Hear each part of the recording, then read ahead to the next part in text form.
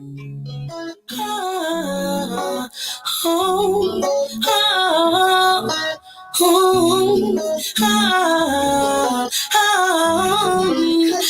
up late all night waiting for you to come home. Know you're up to no good, you're still doing me wrong. Daylight has come, you still home. Hello. Yes, and welcome, everybody. This is another fantastic episode of Convos in Chicago. I am your host, BB Trinette, and thank you all for tuning in this Saturday afternoon where it is heart, okay? It's heart. We're not always used to this in Chicago. You know, it's like 90. Got on my cute little sundress. Y'all like my sundress? Anywho, I have a very special panel today. I am so excited about this particular person and this topic. This is a long time coming.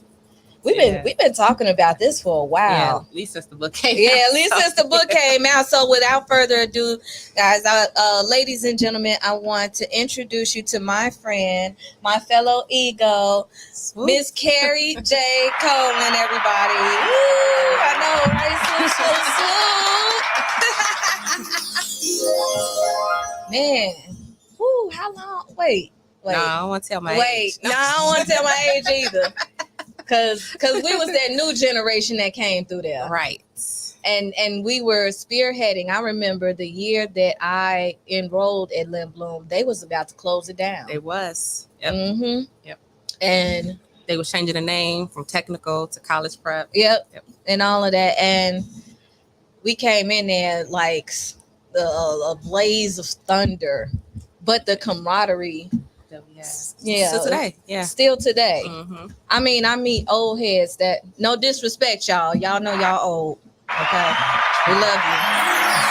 But I meet people who it's like class of like 70, 69, like class of like, and they like, you went to Lynn Bloom, and then like it's automatic, it's just family. Yep. And that's still so proud. cool. Yep. That's so cool because I run across people that's got on they garb like just Lynn Bloom gear, like just walking around with Lynn Bloom and gear. nowadays, it's because it's such a good school. I love saying I went to Lynn Bloom. It's like, oh, you smart. Yeah, you know what? Historically, it's always been considered a smart school, right? Yeah.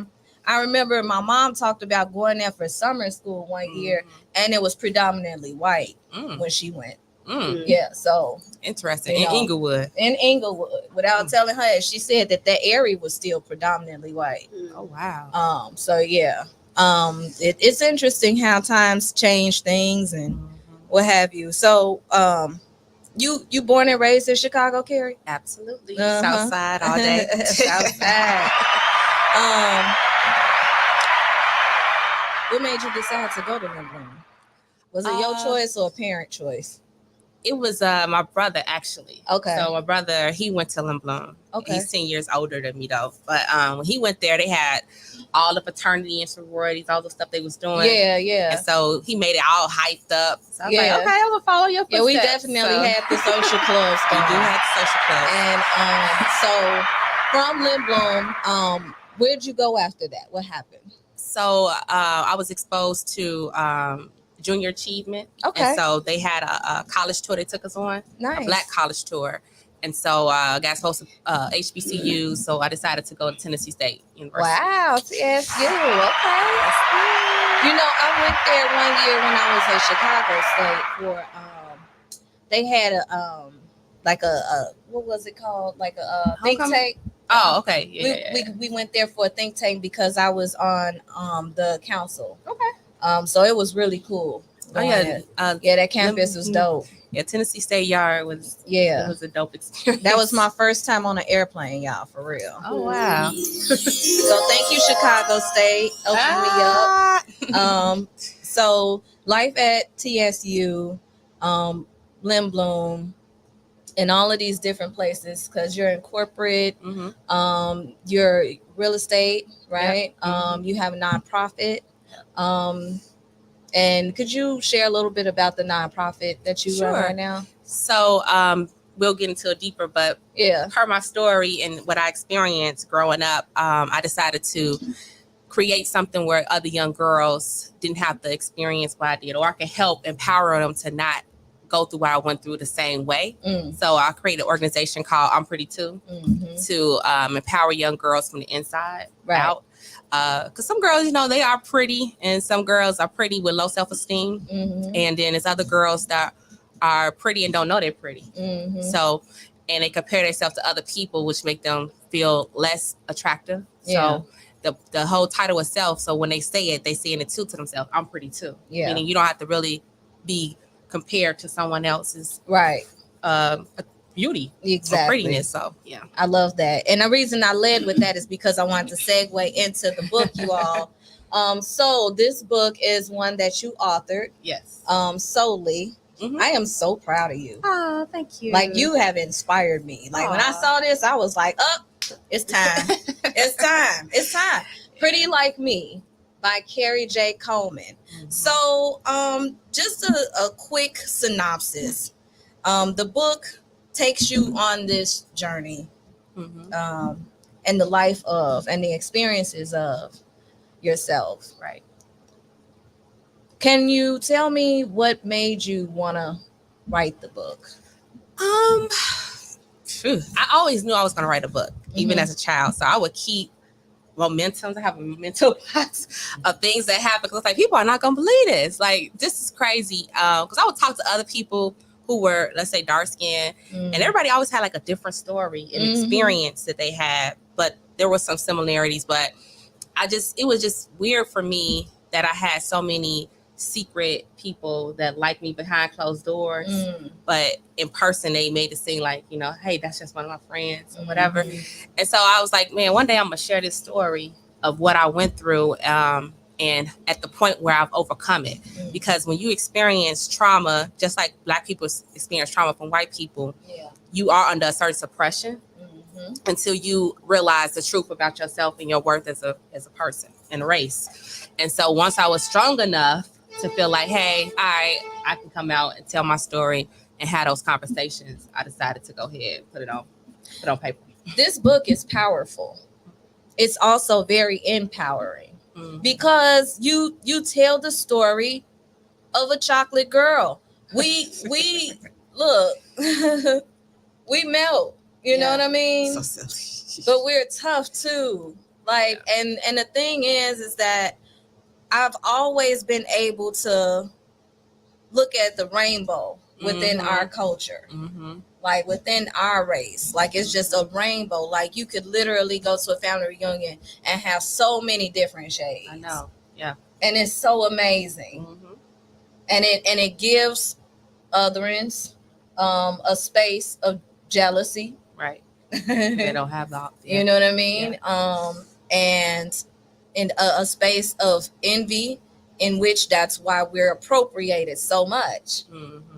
But the irony is that even though all that's going on around us, we still doubt ourselves. We still want self-hate.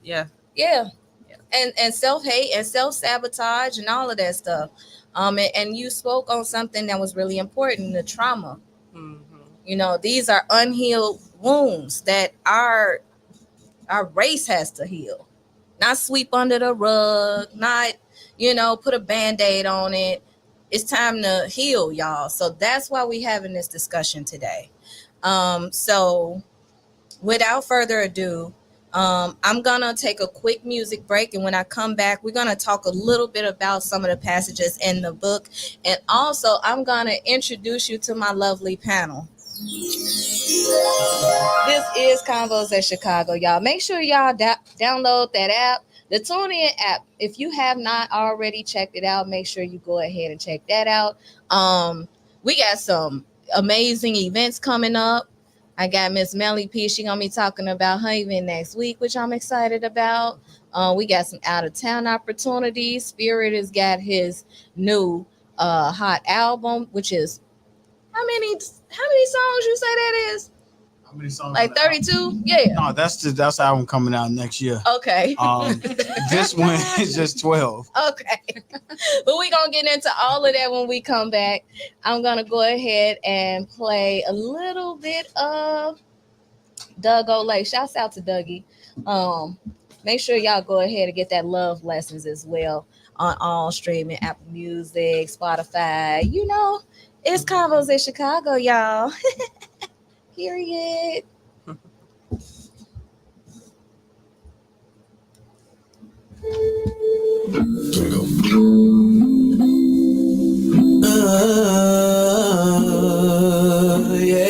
Yeah. Oh, like last time was the last time. Let's say goodbye to the goodbyes, cause I'm not myself when you're not here. I can't afford to make a change, but you never asked to change a thing. Every time you say you're leaving me, my heart beats a little weak, and it's safe to say I'm not okay. Cause I always know that we will be, and it's only just you and me. I'm here to stay, believe me when I say it. Never know just what you mean to me, lady, till the day you walked away from me, baby. And I think it's for the better. Last time was the last time. Let's say goodbye to the goodbyes, cause I'm not myself when you're not here. Girl, you know I'm crazy about you, baby. But lately I've been feeling kinda lazy now. Like I don't wanna love, nobody's here to trust. It's a cold world. And I don't wanna live my life lonely. Goodbyes to the goodbyes. So many times I've been treated like a bad man. Say goodbye to the good guy. Now I remember what my mama told me. She single found my one and only. And if you hurt her, then you gon' be lonely. You better take the time to love and treat her right, yeah. But never noticed till I realized, lady, till I look deep into your eyes, baby. And I know it gets harder, but baby, this the last time. This better not be the last time, yeah. Last time was the last time. That was the last time. The goodbye. Say goodbye, bye, yeah. Myself when you're not here.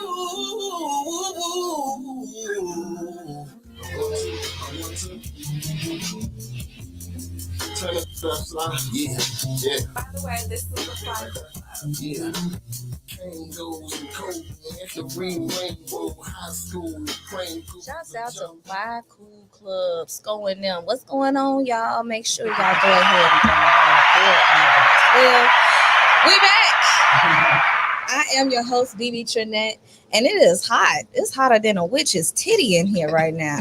Gosh, that's what my aunt used to say. That's so southern. She used to say that, and shouts out to my aunt Diane, because she was just so she really didn't have, she ain't hold back at all. Dana know, make sure y'all go ahead and purchase this book. Grab your copy of Pretty Like Me and put it in the camera. By Carrie J. Coleman. It is on Amazon, and we are talking to Carrie today. If you wasn't with us in the last segment, I'm just getting a little background information about Carrie and how the book came about, and the inspiration behind it. I know you probably had this idea in your mind like for a while. I did. What was the gas? Like, what was the battery in your back to be like, you know what? Forget it. I'm just going to write this and get it over with because it's got to get out of me. Something that's contrary, well, that may not be the right word, but a stigma in our community, and that's therapy. Mm-hmm. So I went to therapy. Mm-hmm. And once you are aware of something's off with yourself and you get healing, then you're able to bring forth other things, right? Make manifest greatness. Exactly. Mm-hmm. So once I went through that and she opened up some layers in me, I was like, I'm a heal. It was one young lady that I spoke with she wasn't really a licensed therapist, but you know how Black people, we create our own businesses. Yeah. And she was a person. She was a coach. Right. She was a coach. She was a coach. And she was like, find that little girl in the corner and go talk to her. Oh. And I was like, that's deep. She said, we all have a person.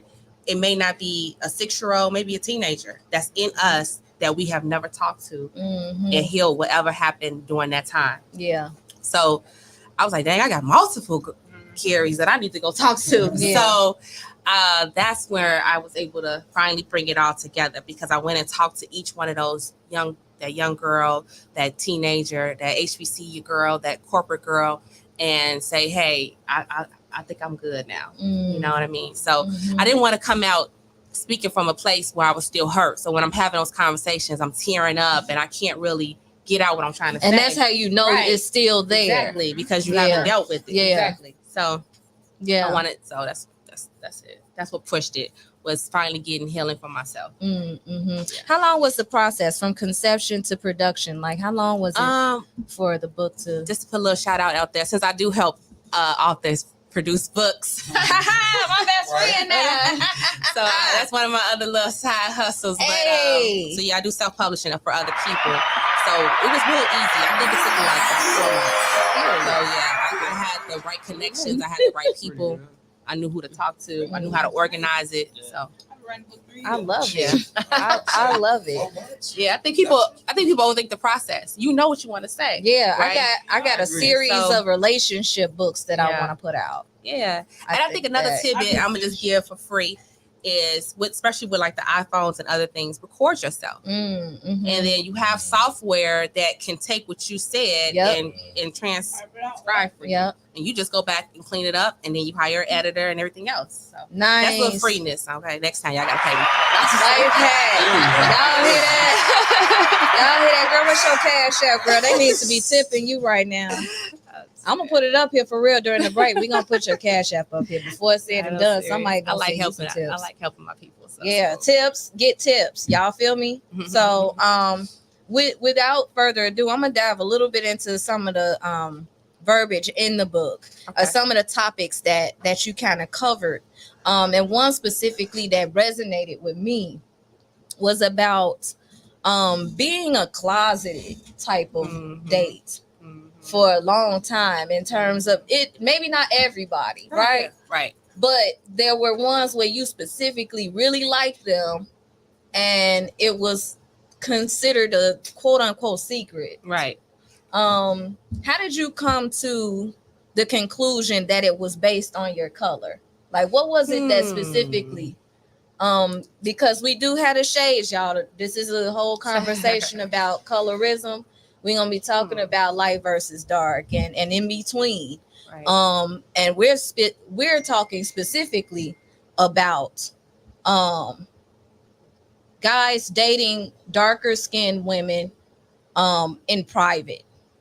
And you know, as I told you my story, I really didn't get hit with colorism until I got to Chicago State. Yes, I'm gonna say it.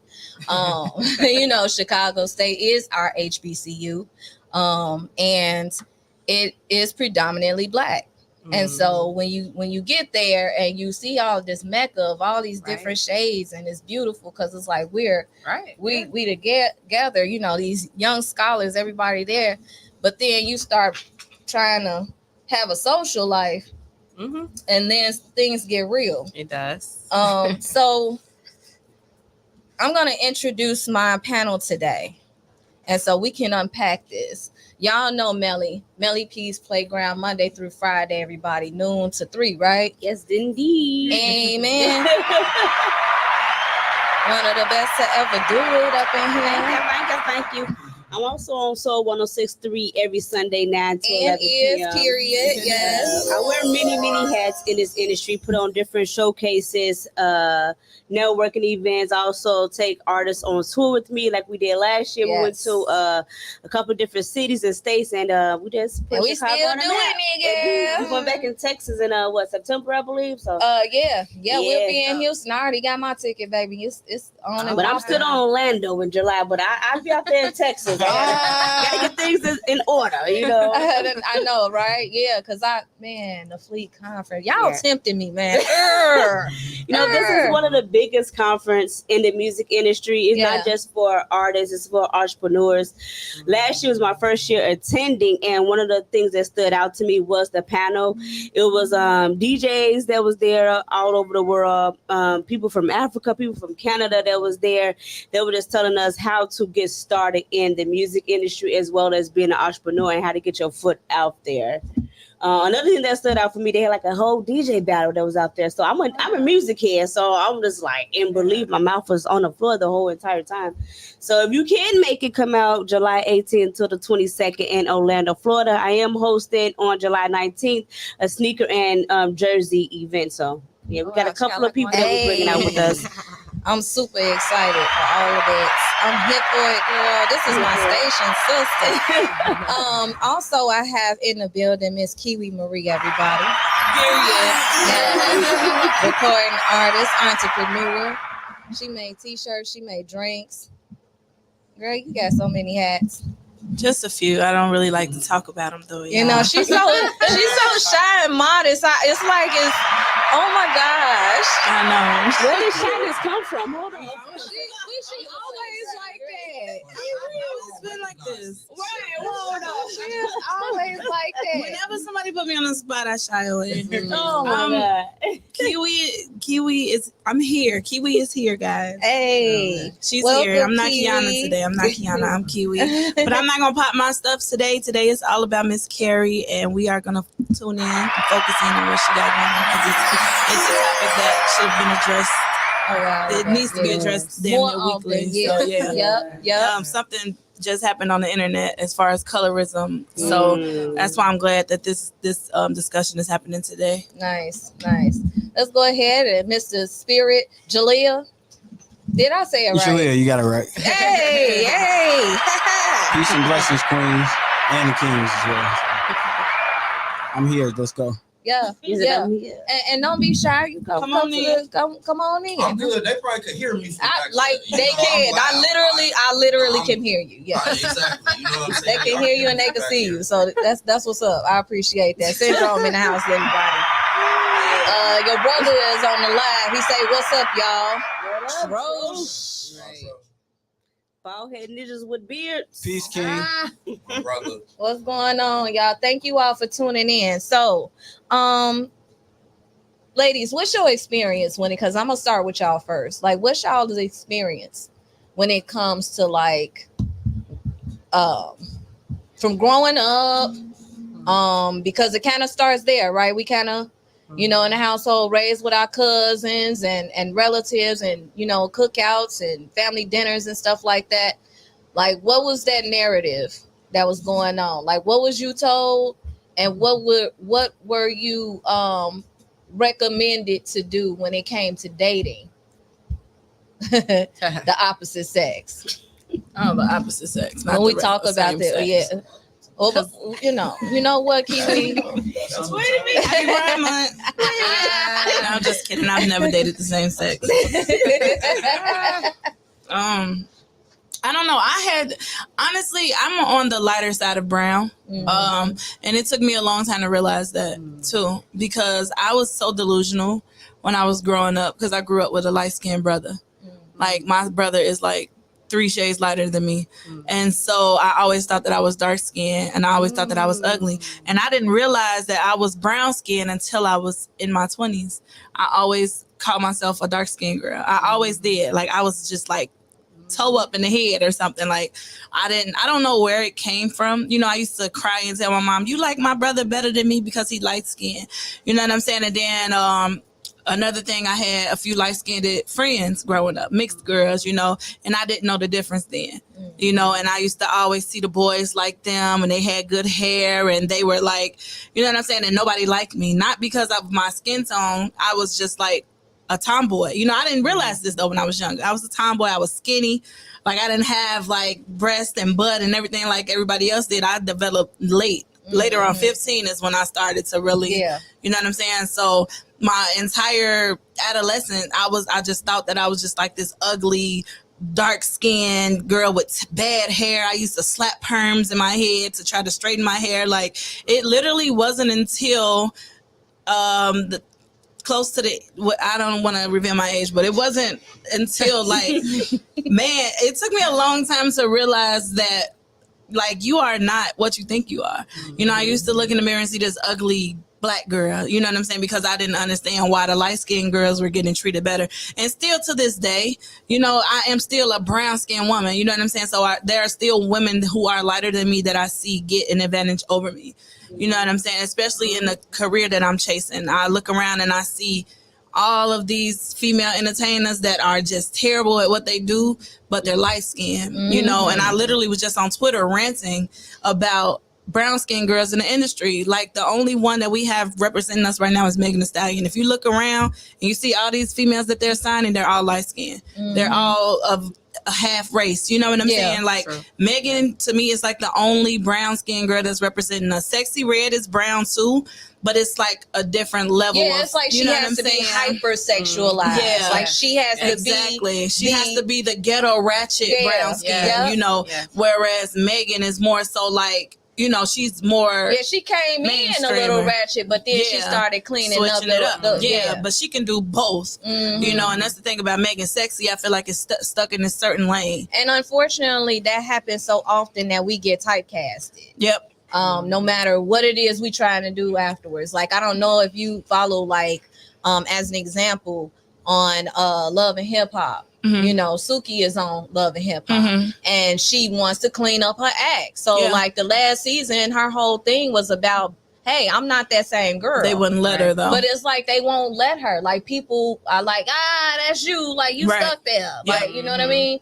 And unfortunately, it's like that for darker complected women. It just seems like it's a stereotype. Exactly. And it's just this repetitive narrative that we have to be that in order to be seen, if it makes sense. And I was thinking, like, Cash Doll, one of my faves, Dreezy, one of my faves, Tink, one of my faves. Like, all of these women are so talented, but it's like they cannot get in the spotlight. And I'm pretty sure it's because of the color of their skin, because there is no way that these other female artists who are just out here rapping about nothing can outshine those three women, those three beautiful brown skinned women. Like, it's because of their skin tone. Like, and when people are like saying Beyonce is like bleaching her skin, and then a picture of Kelly Rowland just surfaced of her looking light skinned, you know, and everybody's like, oh, this is not the same Kelly Rowland. It's like, this is what's marketable. Like, unfortunately, this is what's marketable. When I see certain pictures of me and I look lighter, I actually get more comments, more likes, more. My profile picture, like my profile picture, I look like a light-skinned girl in my profile picture, but it's filters. You know what I'm saying? And I get all these likes, and then I put up a picture of what I don't look as like, and I don't get as many, you know what I'm saying? So it's real. Like, colorism is real, dealing with guys who only have ever dated light-skinned women. I've done that. You know, like, I looked at his history and I'm like, oh, I don't see none of your girlfriends that, like, this was just recent. None of your girlfriends ever looked like me. Like, they were either mixed or they were like high yellow. Like, none of them. Show me a girl who looks like me that you've dated in the past however many years on earth. And it was like, you know, it was kind of sketchy. So being a brown skinned girl is kind of tough, but I love it. It's beautiful to me. I don't burn easily. You know what I'm saying? We are shielded. We are not in a you know, it's immediacy of the SPF. Okay, like if we forget it that day, we're not gonna go home like. You know, and that's no shade, right? You know, because I was looking for the rainbow of representation today, because we want to keep that conversation very fair, in a sense that you know, we know our light skinned sisters have a struggle as well. Yeah, they do. They age quick. I'm just playing. The opposite end of the spectrum, where they're also hypersexualized. Yeah, because they're light skinned. Yeah, and that they're only worth certain things, like that trophy, or that arm candy, or they can't think as well. You know, they're not always deemed as being as intelligent, It's true. or the type to ride for their culture. You know what I mean? Or if they go too far riding for their culture, then people look at them funny. Exactly. You know what I mean? So shouts out to y'all. I wish y'all was here, but I get it. I understand. Things happen. Belly, what's your standpoint? So I have a middle standpoint. Shout out to my family first and foremost, because if it weren't for them, I wouldn't have the tough skin that I actually have today. Growing up dark skin, of course, we would call burnt chocolate, nappy head, all that good stuff. One thing that actually made a huge impact in my life till this day, I was probably like a preteen. I was at Jewel Oscar on the low end. And it's older though, probably in her 30 and 40. She's like, oh, you so chocolate and dark. I was like, well, damn, how that's supposed to feel? But now that I'm an adult, it was like, okay, you know what? It's okay to be dark skinned. It's okay to be chocolate. Shout out to my family once again. We always used to make jokes about each other. Dark skin, and it didn't get to me until I love my skin until I was like in the 8th grade. I was like, oh girl, you okay? You ain't gotta wear your hair straight. And that's one thing I love about me is I was always different. One thing I love is I got locks for a reason. It's like I didn't really like my hair being straight. I didn't really like the soul winds or the stereotype that they gave us. And I feel like, growing up dark skin, you always, in my era, we was always watch like Disney Channel. So of course we want to be like them and bleach our hair and wear fake contacts and things like that. But as I got older, I was like, girl, love your skin. And when that whole era with my Black is Beautiful on BET, I was like, oh my God, this is the perfect time, because not only did they help me understand my skin tone, but actually enjoy it and love it. You hear it as a dark skinned person, oh, you cute to be dark skinned. I'm like, well, at first you took that as a compliment, but you grew up like, what the hell the fuck that? I mean, what the hell that's supposed to be? Right. Wow. And it's just like, what? You cute for dark skin. You cute for anything filling the blank. You cute for a chubby girl. You cute for a skinny girl. You cute for a dark skin cute for girl. a natural girl. Like for you to be natural, you so cute. Like what do you mean? Like what do you mean? I'm cute to be natural. She was like, oh, you cute to be natural. This coming from a woman with a wig on, with lashes and fake teeth, like makeup, face full of makeup, The like veneers. yeah, like you cute to be natural. Like okay, I didn't say thanks. I just looked at her like And it really comes down to the ignorance of people. Yes. Like this stuff is historic. It's embedded in our DNA. It comes all the way back. And when I start talking about the history, I know who's an expert at this. So for the folks that's just tuning in, can you help us define what exactly is colorism? I can. I was going to start back from the genesis because I like to deal with it that way. Most of our behaviors in this social structure comes from structural racism and white supremacy. So before that, there was no such thing called racism. Like you had problems and power struggles in different places and ideas of beauty, but you didn't actually have colorism. Colorism was just an excuse for the Portugal and Spain to conquer without any real how could I say it? They did it as an excuse for their treachery in the world. So like what they gave us head trips and all types of things. They talked about how ugly we were. They talked about we were savages. They talked about all of these things, and colorism was just one of the many things they used to kind of separate us. So like it's important to deal with the past, and I say the past is now, because anything that you're teaching, they would understand. There's not anything that's built today that hasn't been forged in the past. So we use these things. We use microphones. This microphone technology is old. Everything that we're using is old. So it's based on a past model that came before. So it's important to understand that. Like in my life personally, I've been conditioned like everybody else in this social structure. So when I was young, I saw light-skinned girls. I saw Halle Berry. I saw everybody saying she was beautiful. So I thought she was beautiful because, I mean, she is. But, like, that's all that they gave us on television. So you're conditioned by what you watch. And a programming is called a program. I mean, you can look up what program means. It's designed to program you mentally, spiritually, and even physically. So when you see something, you're like, oh, light skin. I like that better. and it always goes back to something else. So it's vitally important to search in the past for those behaviors. Like, and I believe I found the knowledge of self maybe around, like 18 to 19. I was always intelligent in that way because I was reading a lot, and I just stayed to myself because I was kind of introverted. Still am. Like, this is not natural for me, but but yeah, like everything I thought was like when I got to high school, I believe I didn't think that a light skinned woman could be what we call ugly. I don't think anybody is ugly physically now, but I just thought everybody, every light skinned woman was just beautiful, the most beautiful thing in the world. And you're conditioned that way. And I was never a guy who like believed in the status quo, but I still believed it. So like I articulated it to other people, and like a lot of my peers thought the same thing. So dark skin wasn't just something that we dated. Like we weren't supposed to. We called them African booty scratches, all types of stupid stuff. Although I was even, I wasn't mean. I was never a mean person. So my kindness, I didn't say those certain things, but I didn't stand up for those women either, because so you're just as culpable. And yeah, like so colorism is something I look at as a tool of structural racism. So that's powerful. You know what? Structural racism. Browns, I noticed. Give me this. I noticed that a lot of lighter men love dark women. Yes. Yep. A lot of lighter men love dark women, and a lot of darker men prefer lighter women, except for Chris Brown. Chris Brown like them light skins. He gonna tell you.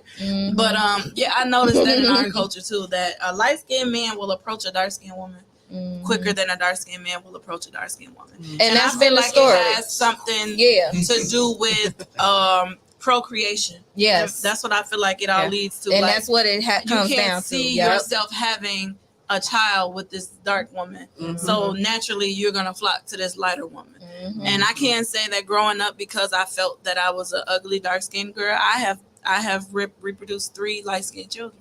All of my children are lighter than me. All of my children have a different type of hair. All of my children are light-skinned kids, you know. And yeah, I was messed up. Like that was my trauma, you know. I was like, I don't want no dark-skinned kids, because I felt like growing up I had it tough being I didn't realize that I was a lighter brown shade, but I still had it tougher than my light-skinned friends, you know. But then like you said, with the healing, with the going to therapy and with the addressing the inner me, that's when I realized, like, damn, I was really tweaking. Like, not only am I not like this African booty scratcher, which people I got called that too, you know.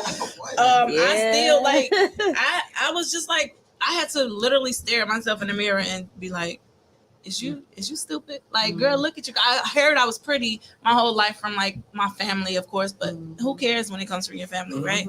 You want that validation from them people outside. And I'm hanging with these light-skinned girls and I'm not getting this attention. So I'm like, damn. And as a heterosexual female, you want that validation from them boys. Exactly.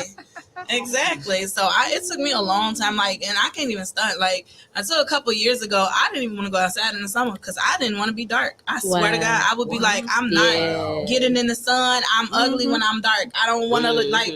I literally struggled. And you're not the only one I've heard say that. Somebody just said today, a week ago. This girl was just like, I don't go outside until the sun go down because I'm ugly when I'm dark. And don't wet that hair. There's something about us, and we don't want to get that hair wet. So when guys come across girls that don't mind getting their hair wet, it's like a unicorn. They like, you gonna get it all the way under the right? I never minded wetting my hair. Yeah, me too. It was the going out in the sun and tanning. Like, I used to freak out. I saw this girl. Oh my God, I want my winter color. Deeper. That like a deep psychosis. Like, even when black people say, and I argue with them all the time, they're like, I don't like the sun. First of all, the vast majority of us are vitamin D deficient. Exactly. So it's coming from what you don't like. It's coming from the deficiency. However, like your skin is made to be in the sun. And like my sisters, they laugh at me all the time. I think I'm darker than I am.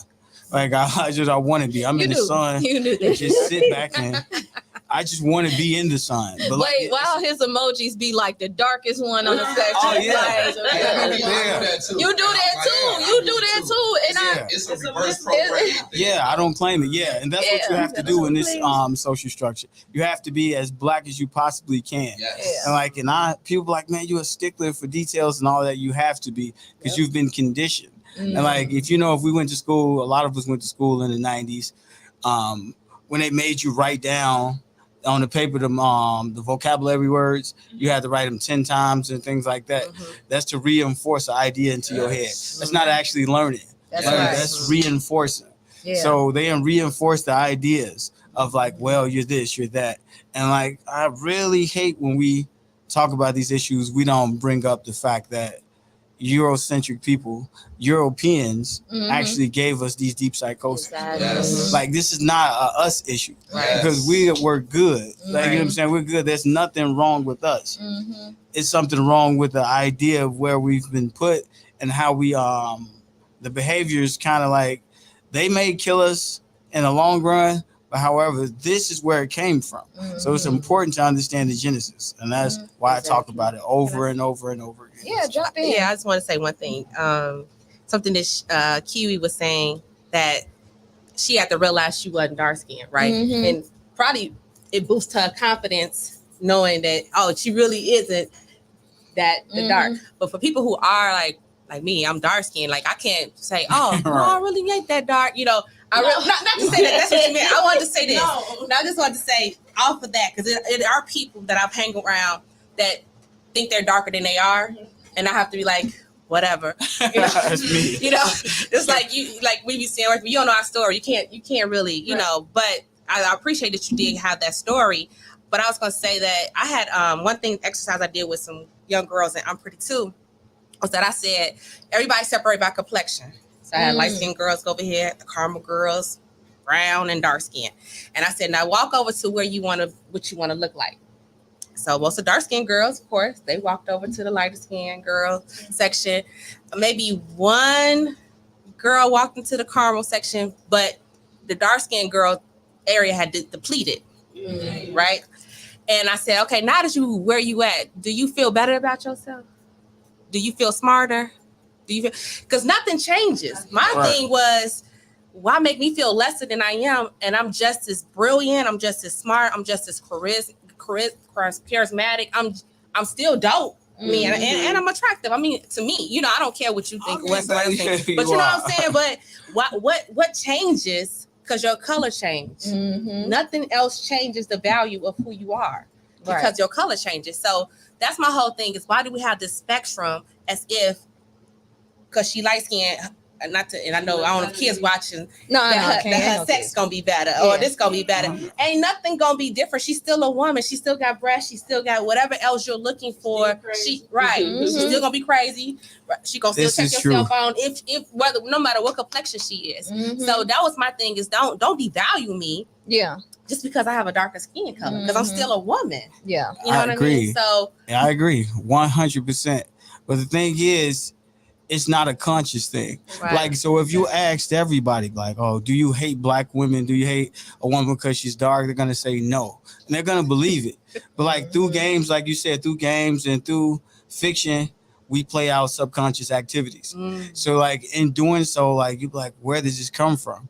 Like, and it's not something that's conscious. So like we have to get to the crux of it. Like, and if we don't ever deal with the real problem that's overcasting us, the 400-year elephant in the room, then we're never going to really get to it. We're going to have hurt people.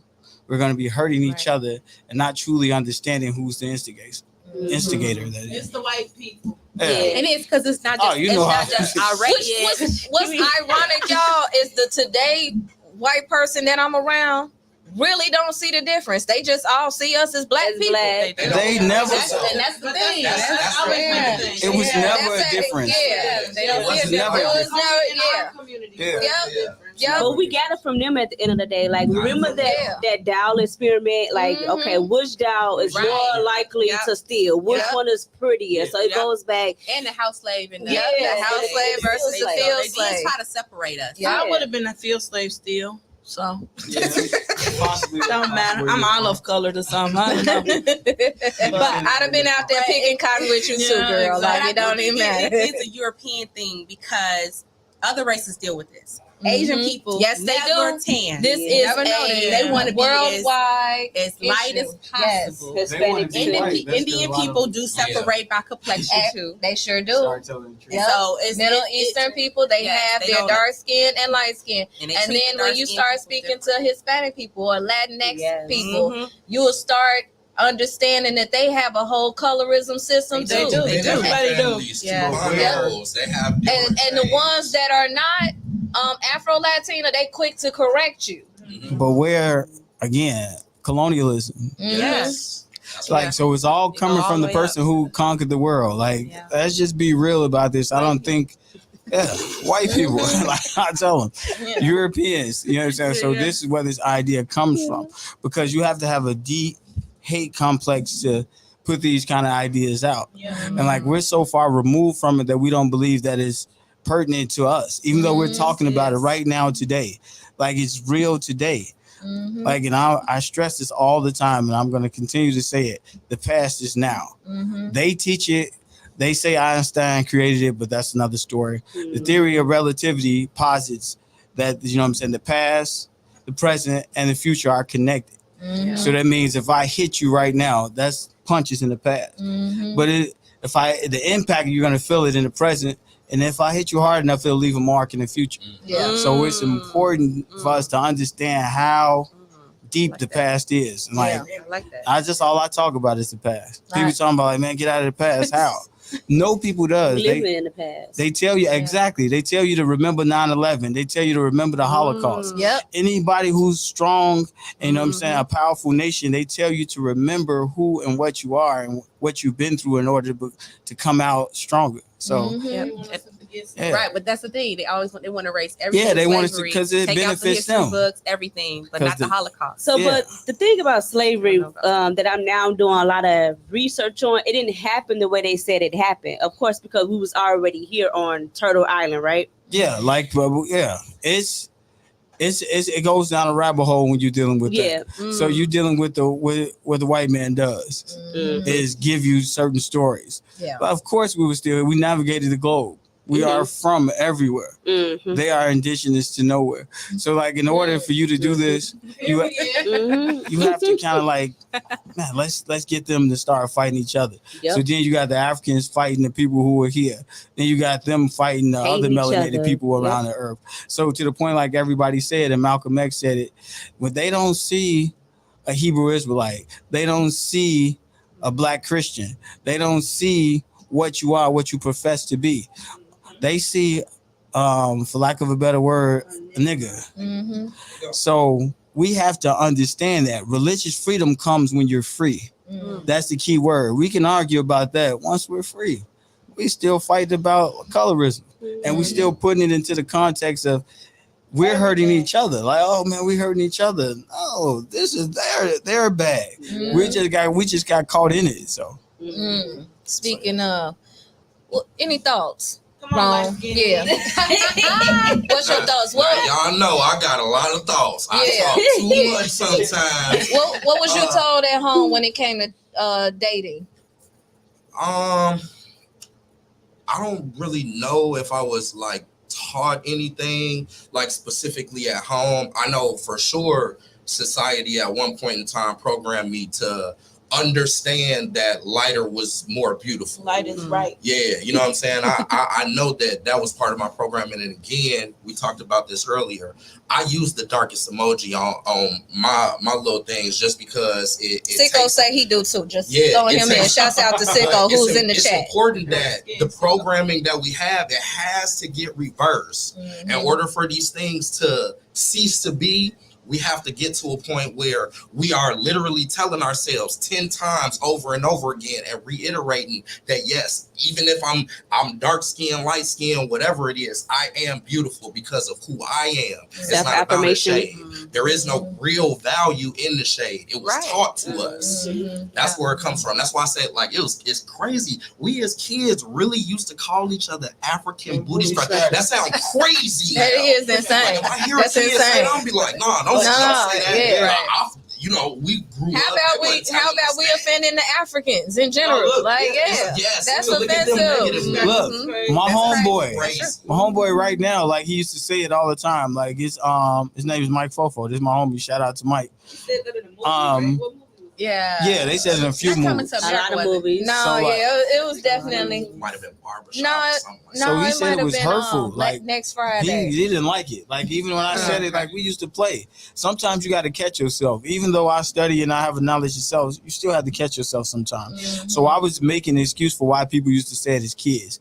But like, so I was kind of trivializing his hurt. He was like, man, that was wild as heck. You know what I'm saying? I'm like, yeah, it was. Once you look back at it and like how lost we were as a people. So like, and we still are, we continue to fix in these behaviors that didn't come from us. So like, it's important for us to dissect where these things come from. Yeah. I'm gonna keep saying that. And I think now that we are adults, if we would have said as a kid, hey, yo, that hurt my feelings, we would have corrected it then. You know what I'm saying? Yeah. That didn't work. Children are probably not in the city.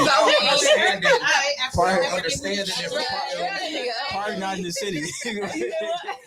Definitely not in the city. Like, okay, because if you went to one of these schools in the city, baby, Catholic or public, it didn't matter. I went to both. Right. I don't know what really like gets me though. Those light skinned mixed people who like have like a white mom and a black dad. J. Cole, you know, like why you doing because he's a great example. because Drake and J. Cole are two different type of rappers. Drake and J. Cole, we going here. Yeah, I noticed that a lot of because I know I got a lot of mixed friends with the white mom and the black dad or whatever. They advocate so hard for black people, and I feel like you don't even understand. You can't even begin to understand what we go through, because not only are you mixed race, you're a lighter version of, you know what I'm saying, a mixed race. And you have a different type of hair. You have a different type of, you know what I'm saying? So I feel like when they trying to stand up for black people, like you can't really advocate for us because you haven't been through the same struggles with us on as far as colorism goes. Yes, your dad is black, but I kind of gotta disagree a little bit though, because I'm gonna challenge those thoughts slightly. Only challenge it. I have to I'm disagree speak on it a little bit because I'm a fair skin. There you go, inserting his privilege, y'all. Yeah, because some mixed people, I'm just going off of what I see on like TikTok when they say that they had to fight growing up because the darker people had to prove to us that they really are black. Right. They're not black. You know, but that 1% of blackness, you're black according to the Constitution and all that. Okay, 1% black. I knew I was gonna say. I knew this was coming. All right, the color. This is where that comes from. This ties into colorism as well. Virginian lawmakers, right? These are white lawmakers. They understand that these white guys on plantations are having babies by their slaves. Right. So what they see is, we need to stop them from inheriting money and land. It's had nothing to do with genetics, had absolutely nothing to do with biology or anything. They went and signed bills cause saying the one drop rule was because of you were black. If you dealt with any kind of black person, you were black. This wasn't a badge of courage. This wasn't meant to be a badge of courage. This was to stop you from getting that 500 acres that he has that they gave to the white person. So it's important. This is another thing that they've given us, and like says that's a badge of courage, because genetically you're not. If you got a white mama and a black father, how are you black? Like you gonna discount what your mama is. You know what I'm saying? Like, and that's a challenge that I find that's a challenge when I find Yeah, 9 times out of 10 you did. Grew up with them white people. And Your even- grandparents are white. Even if you I don't have didn't. a problem with that, but if you got 2 dark-skinned people and they make an extra light baby, which I have cousins that is the case, But they they still get. But what I'm saying is, they still, because their skin is fair, they get treated as if they were a mixed baby. No, Right. I get And what they you're don't saying. let them come out with them That pretty has happened eyes. to me. So Yeah, my hold brother, on. my little brother So- got green eyes. Most of us are light brown. I have light brown eyes. My sister's lighter than me. She has light brown eyes, so you can see it more. The thing is, that's different. But when we're dealing with race and how they do things, they also use racially ambiguous people to cosplay as black people. Yes. and For infiltrate. example, what's Kamala Harris, Kamala, whatever her name. All right, I said Kamala. I don't know what it is. It's Her- Kamala. Barack Obama, they always get people. You notice that a Yeah. president couldn't be like 2 black people, Right. dark black people, blue Nope. black people. We talked Mhm. about You that. cannot Mhm. have this in this society, and they understand that we believe we're the only people on the face of the earth. Not even Native Africans believe we have no standard. Like, that don't even sound right. We have no standard when it comes to certain things like this. And we're the only people that's all inclusive, that's willingly all inclusive. White people are inclusive when it comes to money. And Mexicans are inclusive when it comes to money. Asians are inclusive when it comes to money. Intelligence. Yeah, when they come to their base, they're not inclusive. Like we don't have anything that's exclusive. We be like, come on in. Yeah. But we give it We are away very too. much- Like, No, we you like, can't say that either because the black dollar is powerful. no, we are. But we give We it all are. away. Yeah, But we listen, give it away. And you then know- they don't stay in our community. At all. You know- At all. Community costs too much. You know what it is, and this is real. During chattel slavery, we own about 2% of the wealth in this country. You know what we own right now? 1%.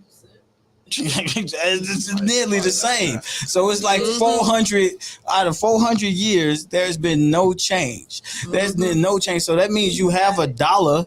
Of course, you can spend dollars all you want to, but if it's not aggregated, then that's not power. Power comes from aggregation. Power comes from we all think the same. We all making our moves and all this. But if we came like, oh, we think the same on one issue, let's buy this and buy this whole station. This is somebody else's station. We can make our own station. Then everybody start making up excuses. Like, because this is that's just what it is. Yeah. We're not aggregated. We don't have any power. So like, you can make all the money you want to. We'd be like the 12th richest nation if we all came together. But I agree. We got to go back to like the Spine Amish days and create our own government and things like yeah, that.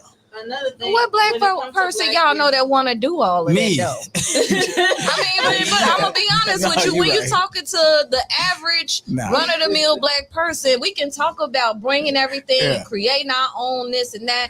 But how many of us actually want to do that? And Come from the systematic thing. Yeah. From people. We Fear, rather, distrust of ourselves. Yeah, we don't you even know, trust and then because our culture is so impoverished in many cases, when you put somebody in a space of leadership, they're going to not be with integrity. But think How many about it. times do you always find that the president or this mayor stole bunches of money those because are not people that we got to listen to. Like, I get what you're saying, and you're right.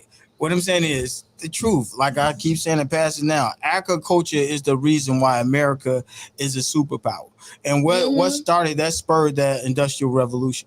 Cotton. Yeah. Mhm. Who was picking the cotton? Sure wasn't them. Negro. What It was we me. have, what It we was- have during cotton, like what we have money, we didn't have any of that. Mm-mm. Like, so we were just picking cotton, and they was probably just giving us sloth. You know what I'm saying? We didn't have health care. We didn't have any of these things that we think is so important, even though the advance in technology that we rave about. Like, if we didn't have that then 400 years ago, what makes you think that you're in doom and gloom now in a system where nobody is truly starving? You could go out and get food if you truly wanted to. So these were slaves, and they made it happen because, why? They got forced from white people? No, they're because of what you are and what we have to do in order to gain wisdom and gain understanding and gain power. Like, it was agriculture. We're the best at agriculture. We know we're the best at all the other things, but you can't, even though you can try to control the land, you can't fully regulate what's going on with the land. We can buy rural, like RURAL, rural. Yeah. That's how I say like a country person.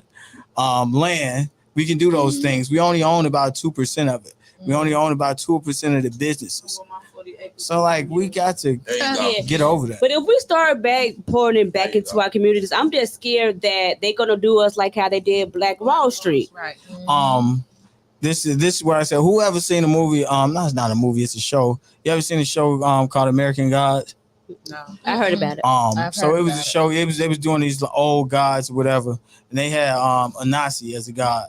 He came onto a slave ship or whatever, right? And he was warning the slaves like what was about to happen. Like, you're gonna be here, you're gonna be 400 years, they just gonna be messing you up. So you got to rise up and do something. So out of all the slaves are empowered, say, let's go, let's do this. And then it was one slave that said, like, well, if we burn down the ship, aren't we gonna die? And he said something that was powerful. And Nazi said, Negro, we already did. So like, it's important for us to understand where we are in this society. We're already drowning. You're not going to be able to save what's happening. You know what I'm saying? Like, you can't do it. You may think you are. You may think, I'm going to save my children. We're going to do this, going to do that. No, they're going to be more indoctrinated than we are. So that's how. Sad reality. Yeah. So that's a point where you have to do. You're damned if you do, damned if you don't. Yeah. Until we get to that, we won't get anywhere. Yeah. Where do we get our wins from then, though? We got no such thing. We get moral victories. We take moral victories. That's fine. That's fine as long as that. No, I don't want no moral victory. I don't know. I want freedom too, but I want it. I do not. I hate to say this out loud, but I do not shop black because they hike the prices up. And everything is just like overly priced. Like, you go to a black nail tech, she don't want to do your feet, but she want to charge you $150. You know what I'm saying? Like, you go to these black-owned restaurants, like, they want $15, $17, $18 for something that's $5, $6, $7, $8 somewhere. You know what I'm saying? Why? Like, I just I can't. That's a whole other conversation. I wonder. But the reason why, like, I found out the reason why a couple months ago, watching TikTok, and I see now that Black-owned businesses have to pay more. Yeah. You know what I'm saying? Exactly. You know what I'm saying? And so it's like, so where do we, like, how do we close this? Like, because I we think have that every other race. I believe that it comes from like, scarcity and ignorance when it comes to economics. Yep. Because when it comes to black people, a lot of times when the whatever it is that they're selling has to come from a wholesaler, right? And that price might be higher. It's higher. But also keep in mind that you're in the running of people that also have to pay certain things. It's not like they say, oh, let me see. Oh, you a darkie. We gonna up the price for you. You know what I mean? Like so what's going on? What's going on is that a lot of people don't understand the methodology of economics. If supply is low and the demand is high, you strike up the price. But if your demand low, like if you only got like 5 customers coming in that restaurant per day, why do I have to pay $50 for a chicken dinner? You know what I'm saying? Just to keep the lights on, like, in all seriousness. But my point is that's what I'm saying. Right. It comes from the ignorance of how economics works. That's to a degree. To a degree, I agree. Go ahead. I'm sorry. The other thing is when you look at how the other races operate, they do operate on relationships. So because you are, I'm just going to use the example of Jewish, and we have that. So the black person may pay whatever price they said, but because I have a relationship with them, I will give it to them for a lower price. And so now they're able to go out and deal at a certain price point because they know what the margin is. And I agree. It's not that they're hiking it up for us, is that they're giving deals to people they have relationships. They own though, but it's they own. We don't own. And so like it's important. More sales because we are not buying from so they can hike their prices down. They can go way down. Turn it. Right. Because they have more over and over again. Have more people going in. But like all people did this. When you came here, the Japanese came here as immigrants. The Vietnamese came here as immigrants. All these people, even the Irish, came here as immigrants. But it's important. White people came here as immigrants. They not indigenous to anywhere. But we know that. So like, they came on a slave please understand. I'm not talking about that. Go ahead. I'm sorry. But so most of what they do, and this is what they did. The Irish were repaired. The Irish were repaired and given police stations and given jobs at that. The Italians were repaired, even though they had organized crime families. So they was given in New York and in a lot of places they were given the garbage jobs. So like they had whole unions where they were given. Everybody, Japanese were repaired. Vietnamese were repaired. All these people were repaired. We've been here 400 to 500 years and we were not repaired. There's no repair. Yeah, period. Yeah, they try to give us a little something. So it's important to understand that. It's important to understand to be a mindful consumer. So when I go into a black business, I don't care what the price is. Like I get it. But like I don't care what the price is. I'm gonna negotiate it. If it's not crazy, man, how could I say I sold $100 album? So like how I can't say that. So like what I'm saying is I'm mindful. We have to establish something that's mindful, as we have to continue to do it over and over and over again. You can have a Walmart because of the tyranny that they caused in the past. That's what it is. Well, the Waldens, if you look back at their history and all of this, they were money grubbers and they had a hand in slavery. You had a whole enterprise where you were getting free money and they gave you free land. So it's not that they giving you good deals. We just starting 2%. 2% out of all the businesses. That's us. But we have to also, like everyone's saying, we have to, if we come and we drive the business, then you have to drive the price down eventually. Then it's like, what are you doing? Because like even in Atlanta, they driving the prices up just because they want to be this lifestyle. Because we get caught up in that. We get caught up in we're American. Where other cultures are not caught up in things. We are such caught up in things and what we show, how we showing our wealth and everything. That's because you didn't have anything. The scarcity too. When you didn't have anything, when you've been conditioned not to have anything, we usually used to have back then in the 20s and 30s, they really used to do it when they didn't have much, they'll get what they had and to make themselves feel good. Pride is an important thing in any race. In order for you to come up from anything, you have to be a prideful people. So you still want to look good. You still want to do all of those things. Nobody wants to feel bad and just look bad. Yeah. You don't want to look how you feel. And let's just be real. None of us do. Right. So like, this is why we spend the things that we spend. This is all a symptom of, like I say, structural racism. So we putting it, even though we have to do things better and we have to get up and, you know what I'm saying, pull ourselves up because they're not going to help us. But we have to understand, we have to have supreme understanding when we're dealing with ourselves.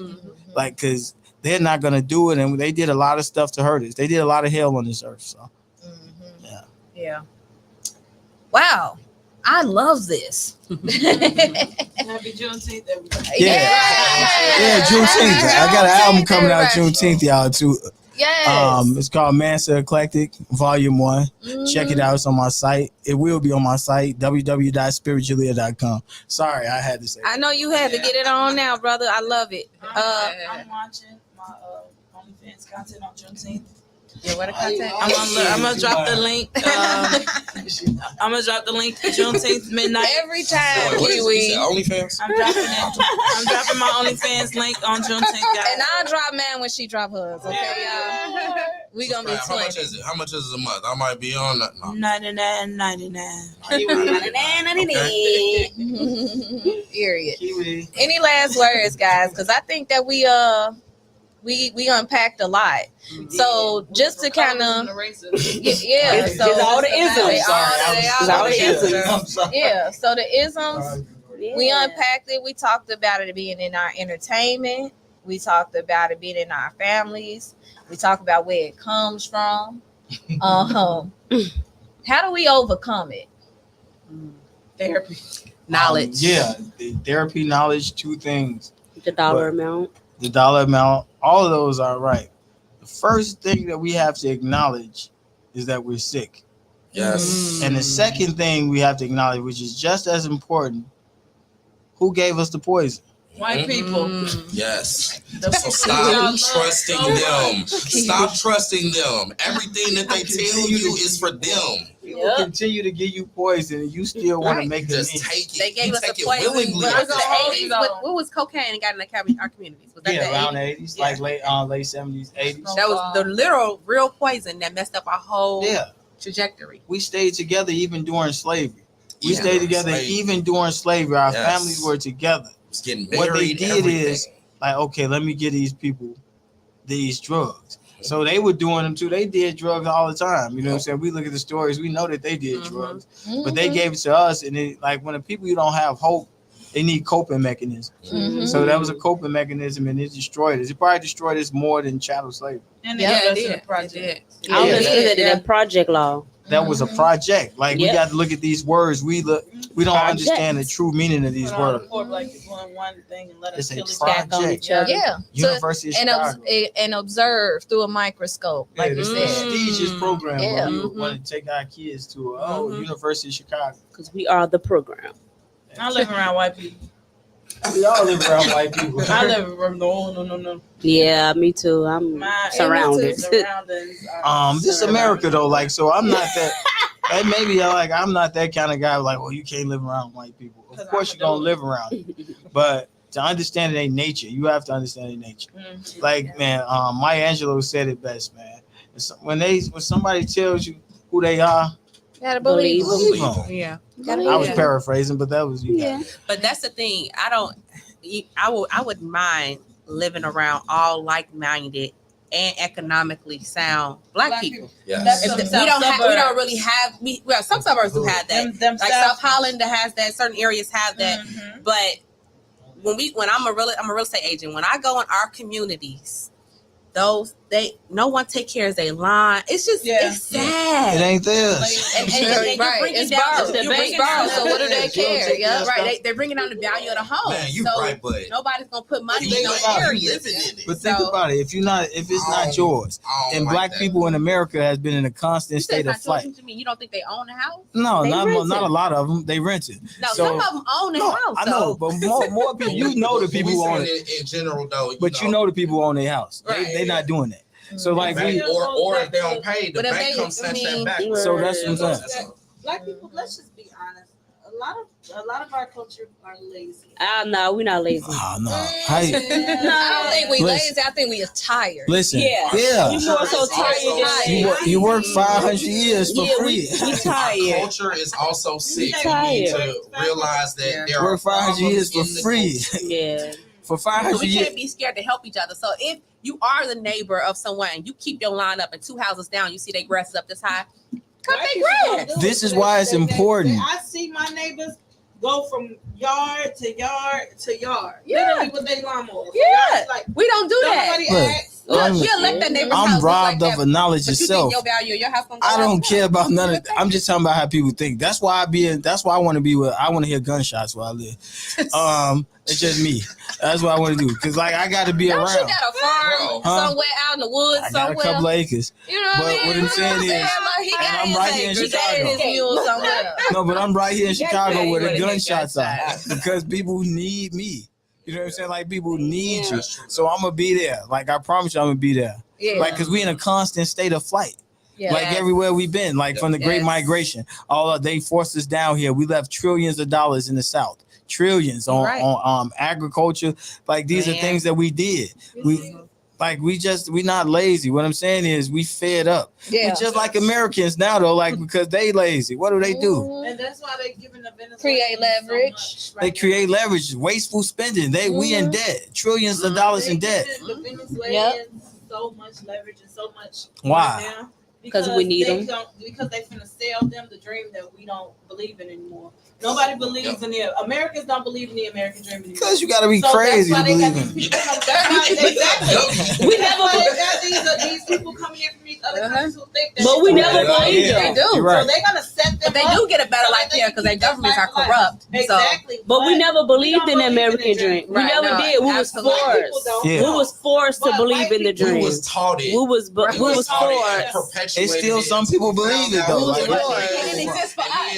That's it. It didn't exist for us. But it's gonna. But to those people who come from those terrible countries, the American dream is like freedom, everything. So they're gonna come up here, they're gonna give them the money, they're gonna set them up, and they're gonna work hard to put that money right back into they beg. They be sitting on the corner begging. I'm not giving you $1. It's like it's two people I'm not giving something to, a Venezuelan and to a white man. Like y'all may be mad at me, but if I see a white homeless guy, bro, you got a 400-year head start. Why what did you do, bro? Yeah, You had a lot of privilege. You had a very head start. You did have a head start. Give him $1 back. Like, Like that messed up that man. Yeah. That's crazy. I'm cool. Yeah, I'm smooth. Like saying, But I will say, I don't feel like Black people are lazy, but we are outworked by other cultures. They have different ethics. I agree. Go to different countries, I'd be like, dang, Mhm. they have. Sure. So I don't know where Just in our America. ethic went. Just in America, because Right. the Jamaicans work, baby. And then after The that, they work Africans too. work. But it's just us. Americans. Because we want a lot of Black people in America are entitled. we American. That's because we American. we no, American. we're not entitled. We depend on the system. It's We the are American. so That's what it cuddled is. by the system. Systematic. Yeah. Yes, we want.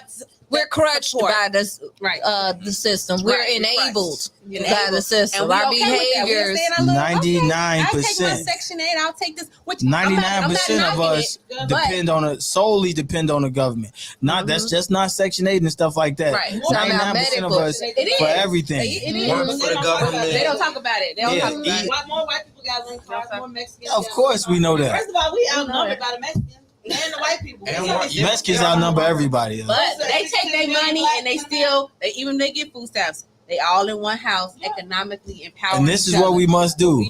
That's why it's We get our important. kids out of 18 instead of allowing them to grow. Yeah. That part. Teach them. That part. That's why y'all gotta buy these books. You know what I'm saying? Buy these OnlyFans. I wouldn't say That's that. my only fan. And buy my album especially. You know, it's not because y'all stuff not special. But buy me, I'm a hood prophet. I be where the gunshots are. So you gotta buy my album. From Yeah, I'm from the hoods of hoods. People hear me they talking. trying to gentrify Circon. Yeah. And Tarrytown. I see Yeah. them. I'm white people walking on 79th and Phillips. Wait a minute. Wow. You guys, if you are just tuning in, They want we that are. shit. They want their land back. Every time I see a white person walking Land past, back. I'm not gonna lie to you. In my neighborhood, I run fast. Yeah. Go right What past. y'all up to? No, I run towards them so they don't know what's going on. You're scared. I'm like, yeah, be scared. Oh Be my scared. God. You are silly. They want their land back. If y'all just tuning in, Convos But in it is dirt Chicago, cheap because y'all. we took over. We at the we at the Promise. bottom of the second half of the show. And once we're gonna I'm start sorry, wrapping things up. It's okay. Everybody is really excited and passionate. We're gonna continue the conversation probably off the live. But in the meantime, we're running short of time here. And you know, I like your responses, all of you. Thank you. Thank you all so much for coming and unpacking this topic because it's so important. And I do plan on revisiting it. Carrie, thank you so much for being the catalyst of change that you are. Indeed, Queen. Blessings. You're an amazing spirit and you are a very beautiful woman. Yes, absolutely. So thank you so much. Because if not, that was deep. if not you, then who? You know what I mean? You had to this y'all please go grab this copy. Pretty Like Me. It's a short read. It's very straight to the point. It's very legible. It's not one of those that's gonna make you go to sleep. It really is.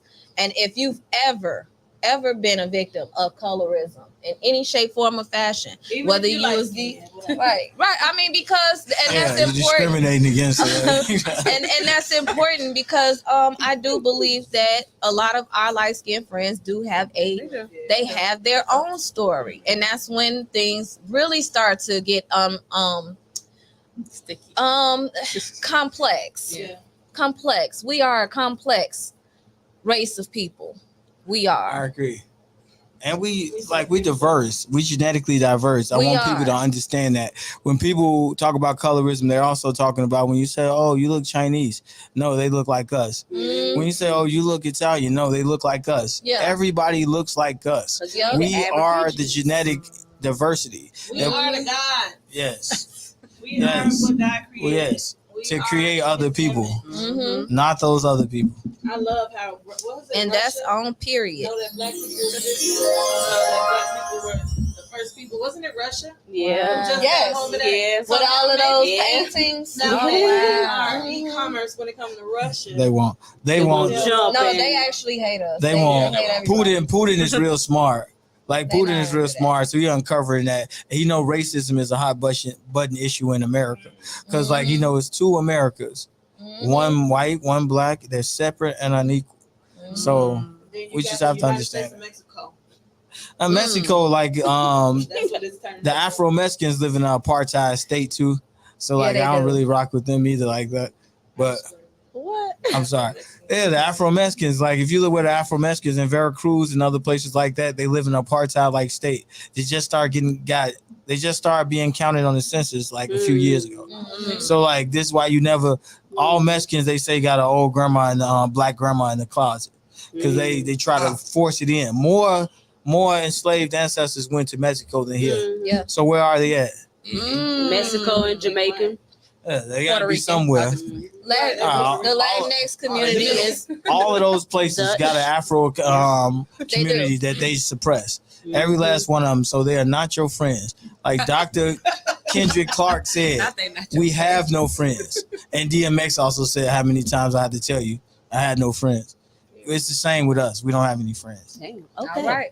Shouts out to people that are tuning in the chat.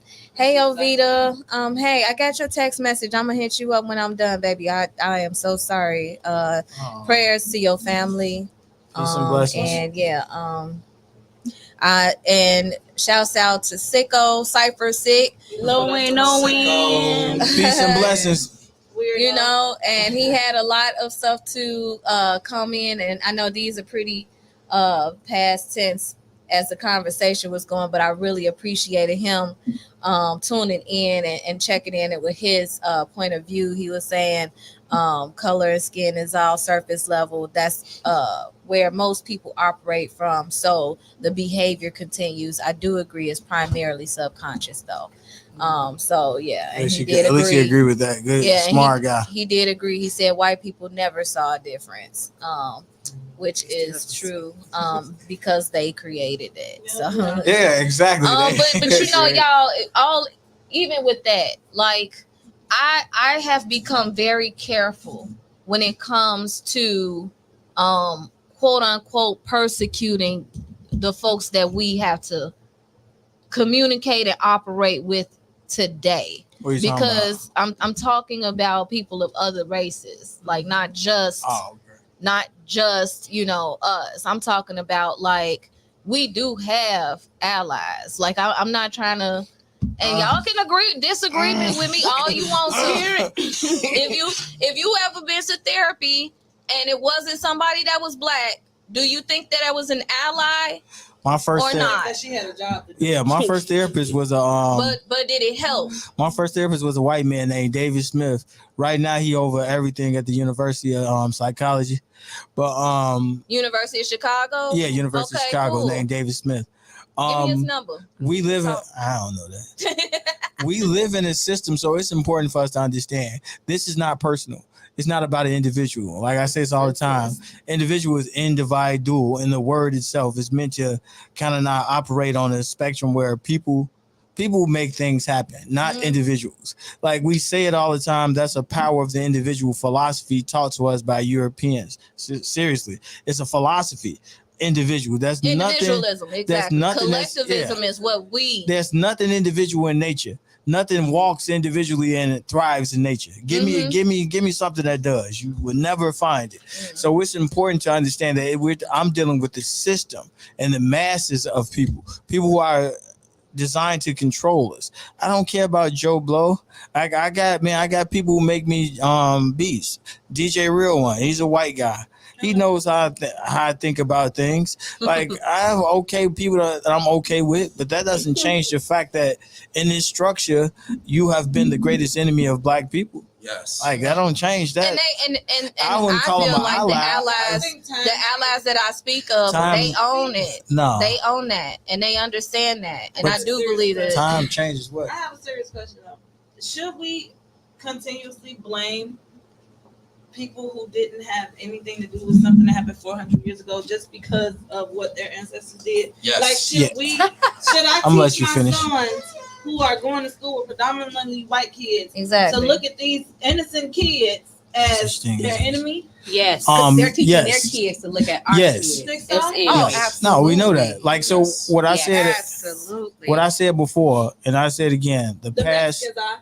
The past is now. My son has Mexican friends who are very racist little kids. Because the But his past, white It's a friends structure. are not. They're not. See, That's good. we my don't. son has a little white friend that she hates like how the Mexicans are with the black kids, and then it's crazy how it's the Mexicans think that they're white or something. Oh, yeah. And They very want to racist. be white. So like those little They Mexican are kids, empowered to be white. the They- little they Mexican speak at- kids who try to hang around my son are the racists, whereas the little white kids who hang around my son defends my son against the Mexican kids. Right. So like what I'm watching, like I'm reading the messages, I'm seeing firsthand that these little white kids are sticking up for my little black son who's like the only black kid in the class. You know what I'm saying? Then you got predominantly Mexican and only a few white Right. people. And those white people are standing up against those Mexicans like, no, like that's not right. You know what I'm saying? So that's why I say it just depends on the household. You know what it is, and this is what it is. I promise you. Like in my experiences, and like just in a lot of black people experiences, what you'll have is you won't truly understand who they are until you experience it.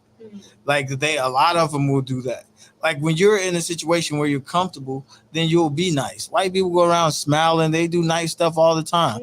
But when you get into their space, is where you kind of get what they are. So you'll have one black person move into all white community. They embrace them. Like, hey, how you doing? 2 black people come in. Okay, hey, we still doing that smile and like, cause white people never came anywhere. Yeah, they never came anywhere with open contempt. They didn't come in to Africa. It was like, oh yeah, man, I hate you. They were sincere advisors. They were doing all types of things, like rolling out the match for them. Like they say with the natives that were here, our native melanated brothers. They came as friends. They came and embraced them, and we even intermarried with them. Then after they learned everything that they needed to know, they destroyed them in a mass genocide plot. So we talking about a people that continue to do the same thing over and over again. They've never been able to live with anybody peacefully on the face of the earth. Never. Like, this is not me saying it. These are not my words. You can go, they've never been, even with themselves, they've never lived peacefully amongst anyone without trying to conquer. So this is what they do. They are a conqueror. I'm not talking about, like I say, Bob down the street. Bob down the street may be an okay person. I don't know what his spirit is because I can't walk into his body. But I'm just going to trust history. Like, you go to the doctor, what you say, they need to see your medical history, right? You're not going to say, if I tell you I'm a doctor, you're like, Spirit, I don't know nothing about you being a doctor. You're going to be like, so you're going to need your credentials. You got to show me what history is. So the history of a person, I'm going to go by the history of what they are. I'm going to challenge that, but I'm going to do it off the air. Okay. We actually have to go ahead and wrap things up. It has been an amazing show. This conversation is going to get deeper. Okay. I wish y'all was here. So sorry if you could not make it. We got some snacks. We gonna get some more mimosas going. And we gonna continue this conversation, y'all. This is Convos in Chicago. We come on Saturdays 2 to 5 p.m. I'll be late though. Make sure you go ahead and download our 360. Our 360 app. That's what it's called. Okay. 365. Hold on. Yeah, it's something. It's shouts out to Shy Blizz because he's always working hard and making sure that our station is up and running to the best of its ability. And we just recently switched over, so Melly would know better because she here probably more. 365. See, there you go. Okay. Live 365. Yeah, Live 365. So make sure y'all go ahead and check us out on Live 365. Shouts out to My Radio Houston. Shouts out to My Radio Phoenix. We'll see y'all soon. And yeah, come back next week for another tantalizing episode of Convos in Chicago. Before we head out, I'm gonna go through the list and make sure everybody can drop their social medias where they can find you, Carrie. You can find me at Carrie Jamie on all social platforms, and Jamie is Jemii. I think Did I spell that wrong? No, I don't know if you got it up there. I don't even have. Okay. My organization is I'm Pretty Too. Yes. It's I'm Pretty Too.ip2 on social media. And if you're looking for some other initiatives for your kids to do this summer, I do want to give shout outs to some partner companies that I work with. Chef Diamond and Friends. We teach kids how to eat healthy.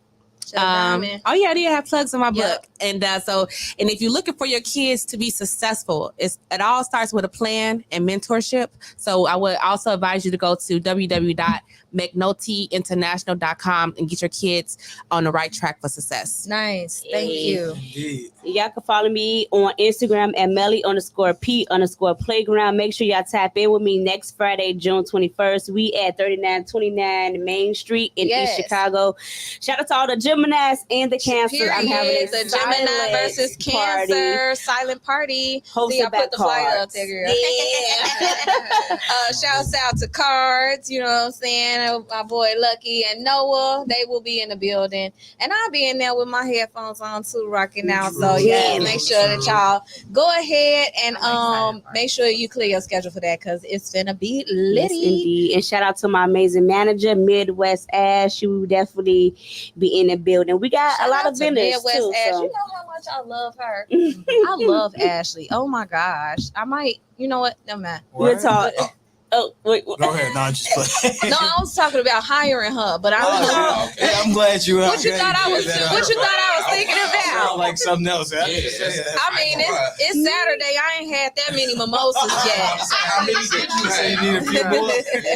You went over their head, but I know what you was talking about, BB. I missed the whole thing. I learned a new term this week, y'all. It's called liquid lesbian. We'll talk about that more off the camera. So What is the word is that? So anyway, it's crazy.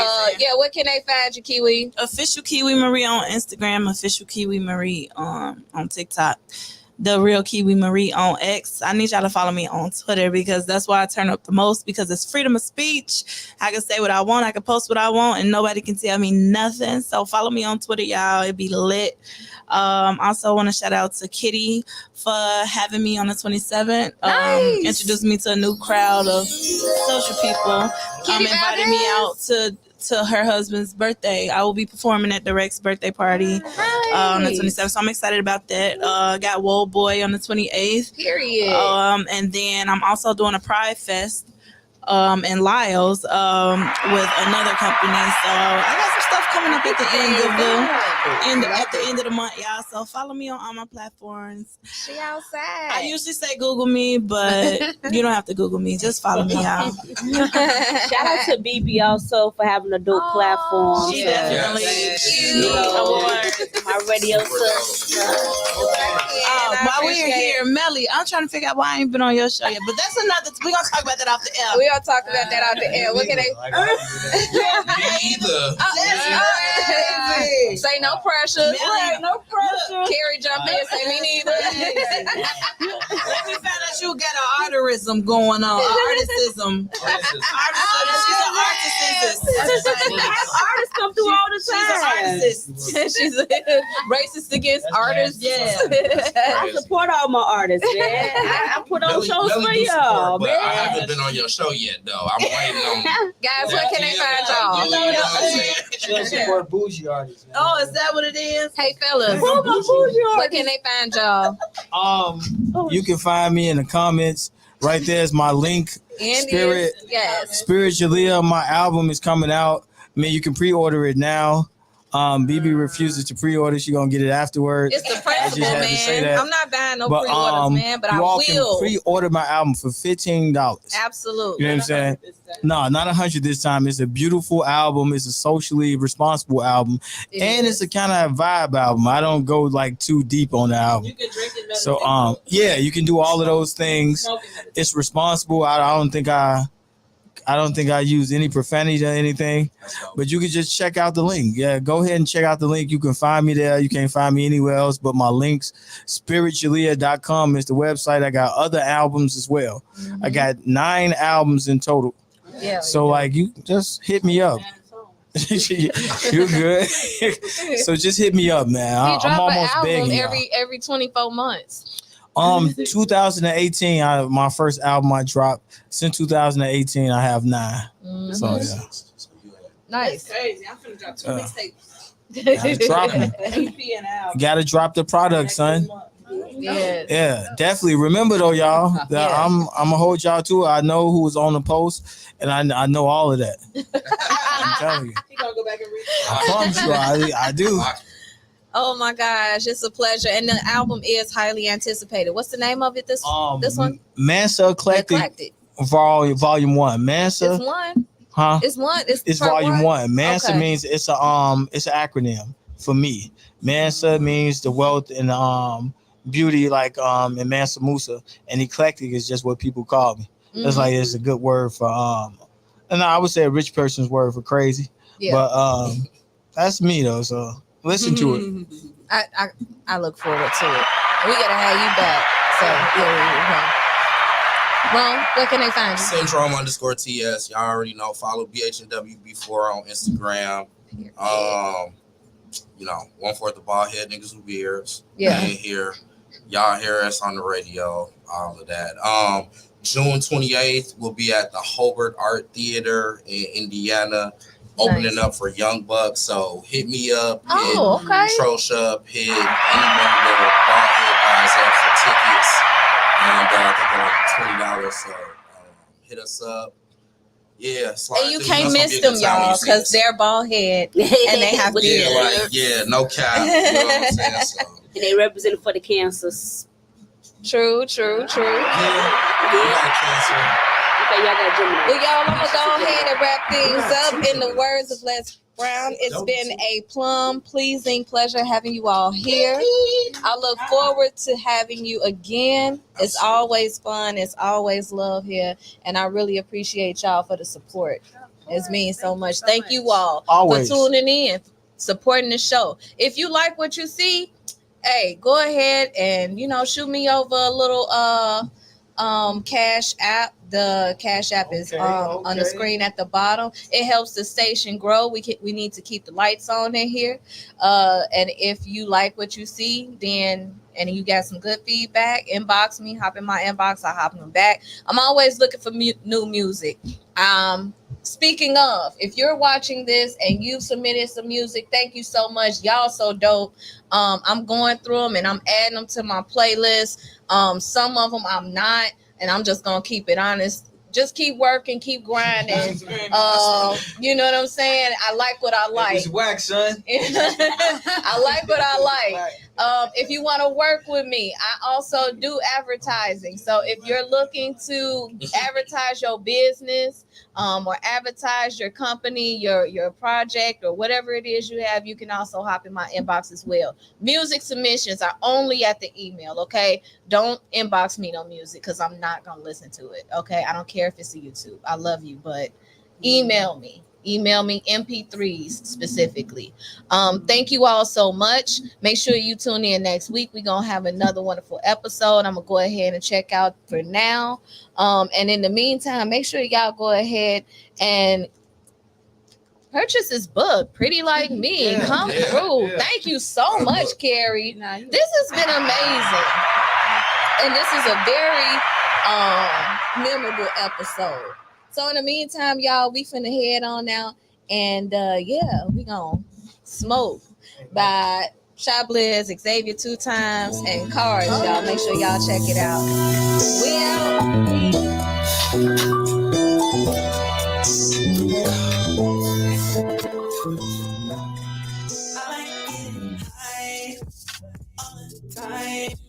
You wanna roll with me? Jump in a ride. You can go downtown. Sit down, let's just drive. Roll it up and smoke with me. We can both get high.